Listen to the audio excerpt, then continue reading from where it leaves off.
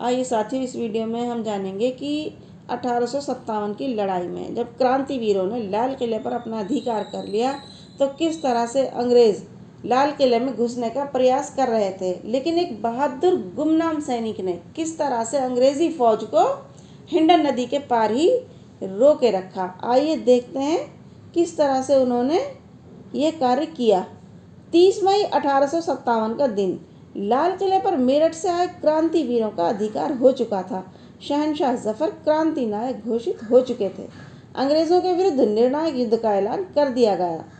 तत्कालीन सर्वोच्च अंग्रेज अधिकारी लॉर्ड कैनिंग ने शिमला स्थित अंग्रेज सेनापति एनसन को आदेश भेजा कि वह तत्काल दिल्ली आकर लाल किले पर अधिकार कर ले। सेनापति तत्काल शिमला से चलकर अंबाला छावनी पहुंचा, जहां अंग्रेजों का भारी तोपखाना था। वहां से 25 मई 1857 को उसने दिल्ली की ओर कूच किया। रास्ते में अंग्रेज सेनाओं ने निरीह ग्रामीणों पर पाशविक अत्याचार किए। मनमाने ढंग से उन्हें विद्रोह के अपराध में पकड़कर तत्काल अदालती कार्रवाई करके सामूहिक फांसी की सजाएं सुनाई गई। उनकी आहों का ही असर था कि 27 मई 1857 को सेनापति एनसन हेजे से मर गया। तब ब्रिगेडियर बर्नार्ड के नेतृत्व में अंग्रेज सेना हिंडन के रास्ते पूर्वी दिल्ली की ओर चली, क्योंकि एक तो दिल्ली के पश्चिमी देहात में ग्रामीणों द्वारा प्रबल प्रतिरोध की आशंका थी। अलीपुर, बादली, सराय आदि स्थानों पर गुजरवीर और अन्य क्रांतिवीर अपना जौहर दिखा रहे थे। दूसरे, बर्नार्ड पहले मेरठ छावनी जाकर वहां की गोरी पलटन तथा भारी तोपखाने को साथ लेना चाहता था, क्योंकि मेरठ छावनी के अधिकांश हिंदुस्तानी सैनिक 11 मई को दिल्ली आ चुके थे।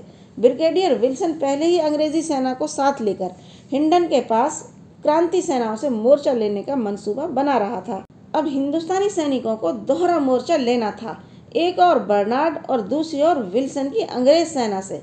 सबसे प्रमुख बात यह थी कि दोनों अंग्रेजी पलटनों को आपस में मिलने न दिया जाए।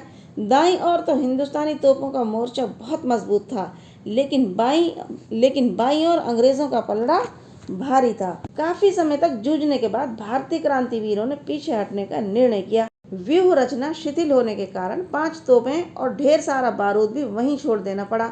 अंग्रेजों की खुशी का ठिकाना न रहा। वे तत्काल उन तोपों पर अधिकार करने के लिए वहां पहुंच गए, लेकिन आश्चर्य, ज्यों ही वे तोपों के पास पहुंचे तभी मानो ज्वालामुखी फट पड़ा। तोपों का सारा बारूद एक बार में ही भीषण ज्वालाओं में बदल गया। अंग्रेज कैप्टन एंड्रयूज और उसके कई साथी वहीं जलकर राख हो गए। अनेक अंग्रेज सैनिक शत विक्षित होकर वहीं गिर पड़े। कैसे हुआ ये चमत्कार कि विजय अंग्रेज सेना अचानक पराजित हो गई? हुआ ये कि जब हिंदुस्तानी फौजें तोपों को वहीं छोड़ पीछे हटने को मजबूर हो गई, तो उनमें से 11वीं पलटन का एक क्रांतिवीर चुपचाप तोपों की ओट में दुबककर वहीं बैठ गया। जैसे ही एंड्रयूज अपने सैनिकों के साथ उधर की ओर बढ़ा, उसने तत्क्षण बारूद के ढेर में आग लगा दी। भारतीय क्रांति चेतना ज्वाला बनकर धधकने लगी। यद्यपि उस गुमनाम सैनिक ने अपनी कुर्बानी दे दी, किंतु इस अद्भुत चमत्कार से प्रोत्साहित होकर अगले दिन 31 मई 1857 को भारतीय क्रांतिवीरों ने पुनः नए जोश के साथ वहीं मोर्चा लगाया। दिन भर घमासान लड़ाई हुई। दोनों ओर से आ रही अंग्रेज फौजें आपस में न मिल पाईं और न ही वे हिंडन नदी पार करने में सफल हो सकीं। आखिर वे बागपत की ओर मुड़ जाने के लिए विवश हो गईं। यह था हिंडन नदी की हार में जीत का चमत्कार। अगर आपको वीडियो अच्छा लगा हो तो प्लीज़ इसे लाइक, शेयर और सब्सक्राइब जरूर करें।